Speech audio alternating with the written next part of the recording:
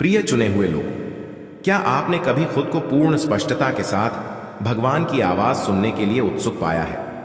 खासकर अनिश्चितता या परीक्षण के क्षणों के दौरान शायद आपने एक ऐसा समय अनुभव किया है जब उनका मार्गदर्शन इतना करीब महसूस होता था कि वह असंदिग्ध रूप से मौजूद था, और फिर भी अब उसकी आवाज एक प्रतिध्वनि की तरह फंकी लगती है। दूर से आप आश्चर्यचकित हो सकते हैं कि क्या बदल गया है। क्या ऐसा हो सकता है कि आपके भीतर या आसपास कुछ आपके दिल और ईश्वर की दिव्य दिशा के बीच बाधा पैदा कर रहा हो? सबसे पहले मुझे एक पल के लिए आप सभी को गहराई से धन्यवाद देने दें, जो इसमें अपना प्यार और समर्थन देना जारी रखते हैं। अपनी प्रार्थनाएं मंत्रालय करें। हार्दिक टिप्पणियां और सुपर थैंक्स के माध्यम से आपका उदार योगदान शब्दों से कहीं अधिक मायने रखता है। बहुत ही ज्यादा हालत खराब है उनकी, जो आपको बहुत ही बारीकी से स्पाई करते हैं। कुछ लोगों की हालत और स्थिति बहुत खराब होने वाली है। आपको देखकर आप बहुत सारे लोगों को इतना ज्यादा अटैक देने वाले हो कि वह सोच भी नहीं सकते कि उनका कर्मा उनको कहां ले जाने वाला है। तो कमेंट सेक्शन में थैंक यू लिखकर इस संदेश को लाइक करें और साथ ही साथ धन्यवाद लिखें। आपके बारे में कुछ लोगों का यह माइंडसेट है कि आप अपनी बातों को कह करके मुकर जाते हो।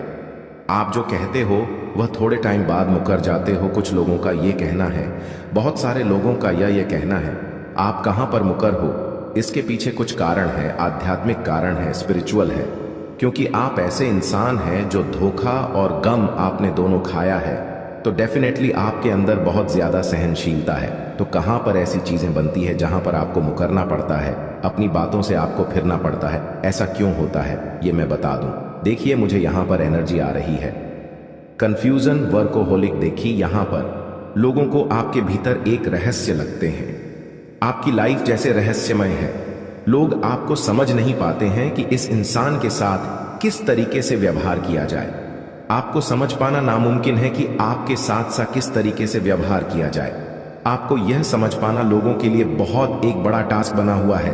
क्यों? क्योंकि आप बहुत ज्यादा मिस्टिक वाली, जो मिस्टिक जम वाली जो एनर्जी है वह आप कैरी करते हैं। यह बहुत बड़ा, जहां पर आपको यह लगे कि मेरे साथ है, वहां पर आप जो है अपने लिए स्टैंड लेते हैं और अपनी ही फिर कही हुई बातों से आप मुकर जाते हैं। क्यों मुंह करते हैं, उसके पीछे कारण होते हैं। उस समय आपके साथ कुछ ऐसी चीजें हो रही होती हैं, आपको कोई सुप्रेस कर रहा है, आपको कोई डाउन पर लाने की कोशिश कर रहा है, आपके विरुद्ध गॉसिप हो रही है, चर्चाएं बहुत होती हैं, गॉसिप एनर्जी होती है। तो यह सब आपके साथ बहुत ज्यादा होती है।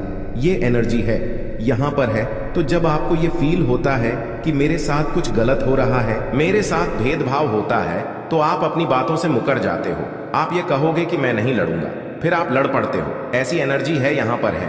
क्यों आप ऐसा करते हैं? क्योंकि आपका सीधा एक काम है कि सच्चाई के साथ, धर्म के साथ और किसी के साथ भी भेदभाव क्यों हो रहा है, चाहे मेरे साथ हो चाहे दूसरे के साथ। और ये आप अपने लिए नहीं करते, ये सबके लिए करते हो। आप स्टैंड ले सकते हैं, यह पावर आपके भीतर है।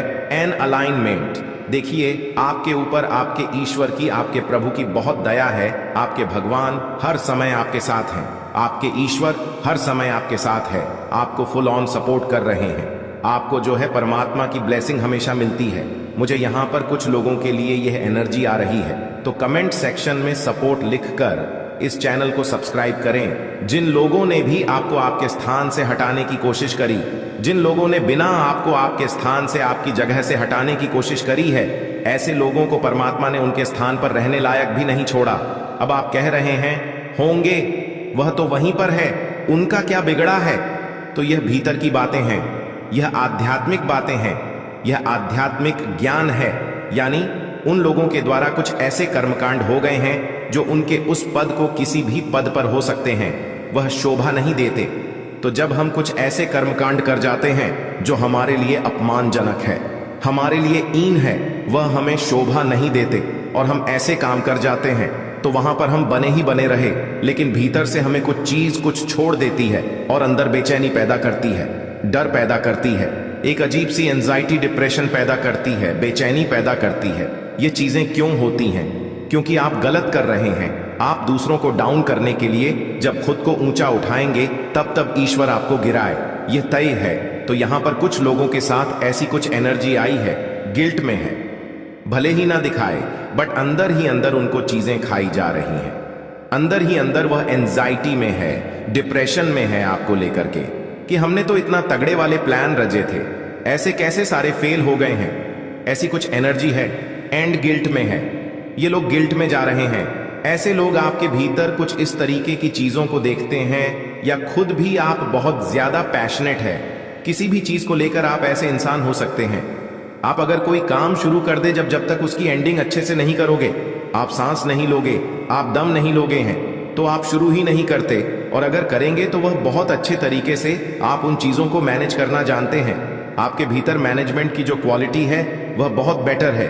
पूरे पैशन के साथ अपनी किसी चीज को आप फॉलो करते हैं, कुछ भी क्रिएटिविटी हो सकती है, तो पूरे जुनूनी स्वभाव से आप पैशनेट हो जाते हैं उस काम के लिए। ऐसी यहां पर एनर्जी है। और जो लोग आपके लिए गॉसिप कर रहे हैं, वह गॉसिपिंग करने के लिए ही बस रह गए हैं। अब उनके लाइफ में और ऐसा कुछ भी नहीं बचा है। मुझे यहां पर यह भी लग रहा है कि अगर जब आपको अकेला किया गया था, वह आपको अकेला नहीं किया गया था। आपको परमात्मा कह रहे थे कि बेटे आप बहुत पावरफुल हैं, अपने अंदर की शक्तियों को पहचानो, अपने अंदर की शक्तियों को जानो, तो वह आप भूले बैठे थे। इसीलिए परमात्मा ने आपको थोड़े टाइम के लिए अकेला किया है कि आप अपनी शक्तियों को जाने पहचाने हैं। ऐसी कुछ एनर्जी है यहां पर है। तो कमेंट सेक्शन में ट्रिपल ऑफ लिख कर इस संदेश को शेयर करें। जो एक आध्यात्मिक इंसान होता है, जो जानता है आत्मा को, परमात्मा, ऐसे जो इंसान होता है वह कभी भी किसी के धर्म को नीचा नहीं दिखाएंगे। है वही एक रियल देखी धर्म से भी ऊंची होती है मानवीयता की। आप मानव हैं, आप इंसान हैं, तो आप यहां पर इंसान हैं कि आप किसी भी धर्म को नीचा नहीं दिखाएंगे। और अगर आपके भीतर यह चीजें हैं, हिंदू है, कोई मुस्लिम है, कोई सिख है, कोई ईसाई है, आप सोचते हैं मेरा धर्म बड़ा है, दूसरे को आप सोचते हैं कि यह इन छोटा है, नीचा है, तो डेफिनेटली वह चीजें उसको नहीं परेशान करेंगी, वह आपको परेशान करेंगी। आपके जीवन में दिक्कतें, समस्याएं पैदा करेंगी जिससे आप उभर नहीं पाते। और फिर आप कहते हो मैं तो बहुत पूजा पाठ करता हूं, मैं तो बिना नहाए पानी भी नहीं पीता, मैं तो बिना नहाए पानी तक भी नहीं पीती। तो क्यों नहीं पीते? भगवान आपकी आत्मा को देखता है, आपकी आत्मा कितनी साफ है।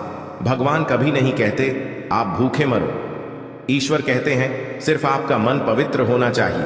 जब आप भक्ति में जाते हैं तो आपके मन में जितने विकार होते हैं उनको परमात्मा खींचते हैं। और जब विकार खींचते हैं, मन को आदत हुई पड़ी है उनके साथ, उन विकारों के साथ चिपकने की, तो पेन होता है, फिर दर्द होता है कि हाय मेरे साथ ये क्या हो गया, हाय हाय ये मेरे साथ क्या हो गया, कुछ नहीं हो रहा। आपके कर्म है ये आपके कर्म है, इनको भुगतना पड़ेगा। इनको सीधी बात है, भुगतना पड़ेगा। तो अपनी सोच को बड़ा करें। परमात्मा सभी एक है, कभी भी किसी के धर्म को नीचा नहीं दिखाए। जो सच्चा सनातन होता है, जो आध्यात्मिक इंसान होता है, वह कभी भी ऊंच नीच नहीं रखता। उसको पता कि इंसान के कर्म सबसे पवित्र होने चाहिए। कर्म ही पूजा है। यह आपकी वफादारी और प्रोत्साहन के माध्यम से है कि हम एक समुदाय के रूप में एक साथ यात्रा करने में सक्षम हैं, जो भगवान की सच्चाई की तलाश कर रहे हैं और उनके प्यार को साझा कर रहे हैं। अगर यह संदेश आपकी आत्मा में कुछ हलचल पैदा करता है तो मैं आमंत्रित करता हूं, आपको नीचे दी गई टिप्पणियों में 9,99,999 टाइप करना है। यह केवल भागीदारी का एक कार्य नहीं है, यह उन नंबरों को टाइप करके ईश्वर के साथ फिर से गहराई से जुड़ने की आपकी तैयारी की एक शक्तिशाली घोषणा है, जिन्हें आप दूर करने की अपनी इच्छा की पुष्टि कर रहे हैं। हर व्याकुलता को उसकी आवाज के लिए, रास्ता साफ करने के लिए और आपके जीवन के लिए, उसके उद्देश्य में साहसपूर्वक कदम बढ़ाने के लिए भगवान आपके साथ एक अंतरंग संबंध की इच्छा रखता है, जहां उसकी आवाज शांति, दिशा और आश्वासन लाती है। लेकिन किसी भी रिश्ते की तरह कुछ आदतें, दृष्टिकोण या व्याकुलताएं होती हैं जो विकर्ष पैदा कर सकती हैं। उसे स्पष्ट रूप से सुनने के लिए संचार के प्रवाह को बाधित करें। इस पर विचार करना आवश्यक है कि कौन सी चीज आपको रोक रही है, और आज के संदेश में उन बाधाओं को दूर करने के लिए जानबूझकर कदम उठाएं। हम 6 महत्वपूर्ण चीजों को उजागर करेंगे, जिन्हें आपको वास्तव में भगवान की आवाज को फिर से सुनने के लिए छोड़ देना चाहिए। यह नहीं है छोटे सतही स्तर के समायोजन, वे गहन आत्मा में गहरे परिवर्तन है जो आपके आध्यात्मिक संबंध को फिर से जागृत करेंगे और आपको उसकी इच्छा के अनुरूप वापस लाएंगे। इसलिए मैं आपसे पूछता हूं कि आपने आखिरी बार कब ईश्वर को अपने जीवन में निर्विवाद स्पष्टता के साथ बोलते हुए सुना था? क्या ईश्वर कुछ हो सकता है? आज आपको कुछ ऐसा जारी करने के लिए बुला रहा है जो चुपचाप उनके मार्गदर्शन को सुनने की आपकी क्षमता में बाधा उत्पन्न कर रहा है, क्योंकि हम एक साथ इस यात्रा पर निकल रहे हैं। मैं आपसे आग्रह करता हूं कि आप ध्यान से सुने और अपना दिल पूरी तरह से खोले। जिन 6 चरणों पर हम चर्चा करेंगे उनमें से प्रत्येक आगे बढ़ने का एक अवसर है। भगवान के करीब उनकी आवाज को फिर से खोजना और अपने जीवन के लिए उनकी योजना पर विश्वास करते हुए साहस पूर्वक चलना। यह सिर्फ नई सच्चाई को सीखने के बारे में नहीं है, बल्कि उन्हें जीने से आने वाले परिवर्तन को अपनाने के बारे में है। क्या आप उन विकर्ष और रुकावट को उजागर करने के लिए तैयार हैं जो आपको परेशान कर सकती हैं? आप ईश्वर को स्पष्ट रूप से सुन सकते हैं। आज वह दिन हो सकता है जो आध्यात्मिक रूप से आपके लिए सब कुछ बदल देता है। आइए इस यात्रा को एक साथ ले और उसकी दिव्य योजना की पूर्णता में कदम रखें। देखते रहे और आइए ईश्वर के चुने हुए लोगों में गोता लगाए। 6 चीजें हैं जिन्हें चुने हुए लोगों को छोड़ने की आवश्यकता है भगवान को स्पष्ट रूप से सुनने के लिए। नंबर 1, संदेह और भय। संदेह और भय वे बाधाएं हैं जो भगवान को स्पष्ट रूप से सुनने की हमारी क्षमता को धूमिल कर देती हैं। उनके साथ तालमेल में चलने के लिए आपको अपने चरित्र के बारे में, अतीत में उन्होंने आपसे जो बात की है उसके बारे में संदेह को दूर करना चाहिए, और भविष्य के बारे में उन्होंने वादा किया है कि संदेह केवल एक बाधा नहीं है, यह विश्वास का विरोधी है, और विश्वास के बिना ईश्वर को प्रसन्न करना असंभव है। इब्रानियों 11:6। ईश्वर लोगों के दिलों में अपना दृष्टिकोण स्थापित करके उनके माध्यम से काम करता है, लेकिन जब संदेह जड़ पकड़ लेता है तो वह दम तोड़ देता है, उसके वादे और असंभव को पूरा करता है।